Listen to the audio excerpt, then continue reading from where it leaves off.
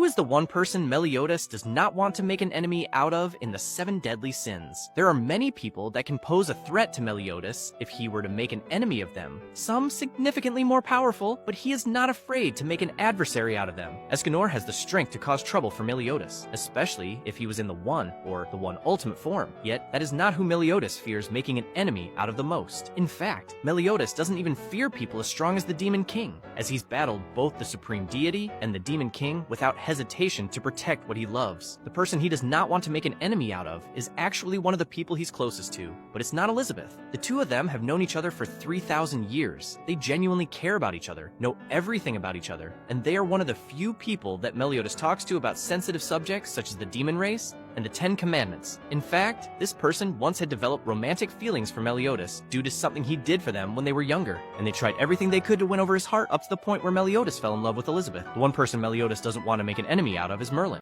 Leah sometimes hides her feelings in Russian. Season 2 just got delayed an entire year, but fans should be happy about it. They claim to have delayed the season to improve quality, and with what they're adapting, it seems necessary. Unfortunately, we know next to nothing regarding the next season, and have only gotten a few key visuals of the student council in their summer uniforms. Thanks to this, we know season 2 will cover both the summer vacation and the school festival arc, and that has more than enough content for 12 episodes. These two arcs are arguably some of the best in the series, so they can't screw this up. Both arcs include huge lore drops and reveals that are relevant for the rest of the story, so they have to be extremely careful with what they cut. Luckily, it hasn't been confirmed whether the season will have 12 episodes like season 1 or more, but more information is going to be revealed at an event on March 29th, but we aren't going to be left with nothing for another year as they're launching a 2026 project to make up for the delay. We have no information on what it is so far, but at least there's something to look forward to. Anyways, quality should be a priority, and in the meantime, the novels are always an option. What was Masha's reaction to Alia's debate against Taniyama? And Alia sometimes hides her feelings in Russian. Alia stepping up and delivering an impactful speech in front of people was somewhat of a new side of her that Masha had never seen before, and it made her question Alia's love life. Despite the anime not showing it, Masha was in attendance for Alia's debate against Taniyama, and the manga shows her reaction to the debate. The morning after the debate, Masha had woken up early after falling asleep early the night before, and she made breakfast for both Alia and herself. Masha then woke up Alia and started hugging her like crazy. This surprised Alia so much that she thought she woke up late for school, but she was relieved to hear that she didn't, and that Masha woke up early. Masha admitted to Alia that she was sitting in the audience the whole time watching her debate, and that her speech was so good that she was moved. She kept on complimenting her and showered her in praise, but she called out one thing about her speech. With the way Alia carried the speech on stage, she had a growing suspicion that it had something to do with Kuze being by her side, so she asked if that was the case. Hearing this, Alia got flustered and began twirling her hair, but unlike other times, she openly admitted that it was, of course, because of that, and that it was only natural because he was her partner. Did you know that in Re:Zero, there is actually a side story of Subaru getting summoned into the Mushoku Tensei world? After Subaru got to know Rudius, he would ask for his help in getting him back to his world. Rudius agreed to help Subaru and would let Subaru join him on his way back to the Asura Kingdom. Shortly after that, Rudius would introduce Subaru to Ruijard and Eris, and he would think that Eris could be Rudius's lover, and that Ruijard was scary looking, but overall a nice guy.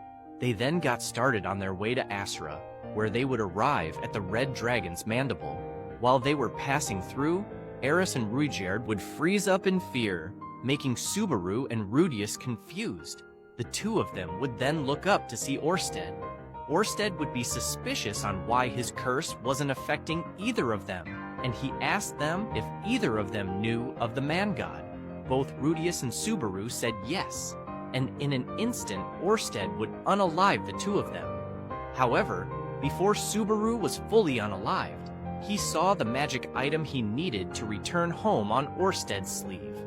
Did you know these 3 facts about Special Week in Uma Musume? The first fact actually has to do with her racing outfit. When her outfit was designed, the people behind the design made sure to pay special attention to details that would reference her real-life counterpart. This includes the 4-leaf clover on her racing outfit, meant to symbolize the 4 G1 wins she has. The zigzag hem on her skirt is meant to represent the clothes her jockey wore in real life, and her boots have purple folds at the top of them to symbolize her jockey's racing pants. The second fact is that she isn't really that much of a glutton, despite being shown to eat a lot in the anime, and even having a phase where eating too much affected her racing. Her real-life version never had a problem with eating too much. Finally, the third fact is that Special Week is crazy rich.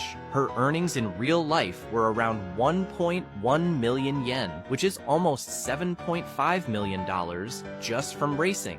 Did you know that in More Than a Married Couple, but not lovers, Shiori and Akari confess their deepest secrets to each other? Sometime after summer break, everyone started preparing for the upcoming school sports festival. It just so happened that Shiori and Akari would join the cheer squad for the event. Because of this, the two of them would have to show up to practice most days after school. During their first practice, there came an exercise where everyone would have to pair up with someone. However, Shiori was having a hard time finding a partner due to not having many friends in the cheer squad. Seeing this, Akari decided to offer to be her partner for the exercise. During their time together, the two actually became really good friends. Eventually, their conversation led to them talking about how they were jealous of each other, with both of them telling each other how they wanted to be more like the other in some way. But when Shiori told Akari how she wanted to be like her, she admitted it was because she believed that the person she loved was in love with Akari. Hearing this, Akari laughed in disbelief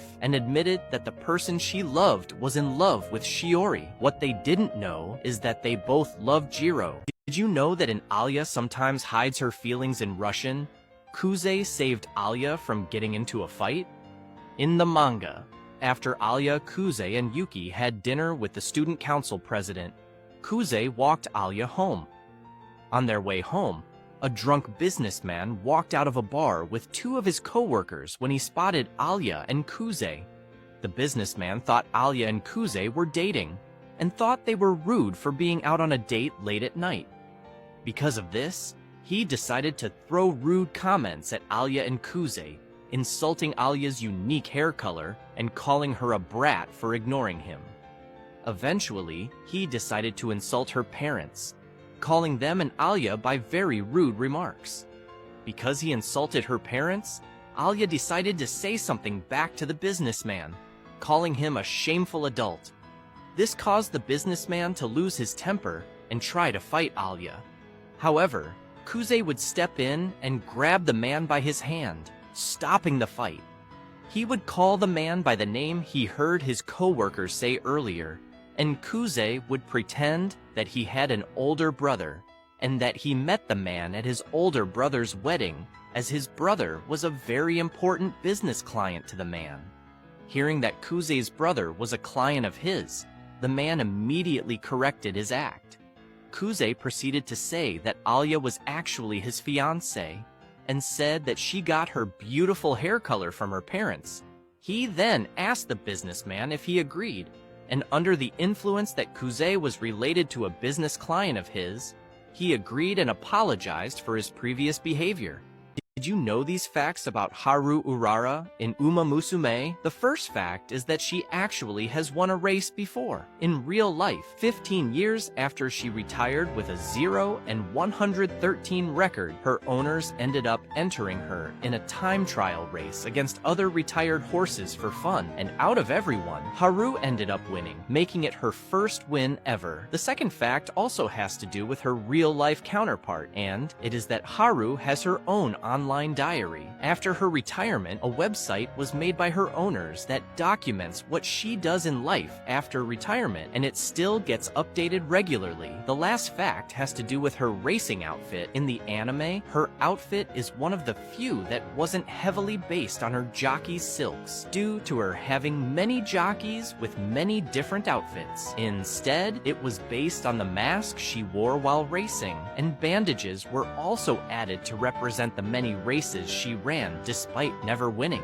Did you know that in Re:Zero, Puck actually showed himself to everyone at the royal castle? In the light novel, after Amelia introduces herself as a royal candidate and starts her speech, everyone in the room starts denouncing her as a silver-haired half-elf. Hearing this, Roswell joins in on the conversation and he also puts down Amelia and says that it doesn't matter if she is a good candidate or not, but just that she is recognized by an insignia. Hearing Roswaal say this makes Subaru furious, and he starts screaming at Roswaal and everyone else in the room, causing a scene. After hearing enough of his comments, Roswaal would launch an attack at Subaru. However, Puck would reveal himself at the last second and deflect Roswaal's attack. Following this, Puck would threaten everyone in the room with his power because of what they said to Amelia. This terrified everyone because at that time, Puck held the reputation of the Beast of the End, and they knew he could unalive any of them in that instant. It was then revealed that all of it was a scheme planned by Roswaal and Puck to showcase the fact that Amelia holds more than enough power to unalive everyone in the room, but she chooses not to, as she wants to compete for the throne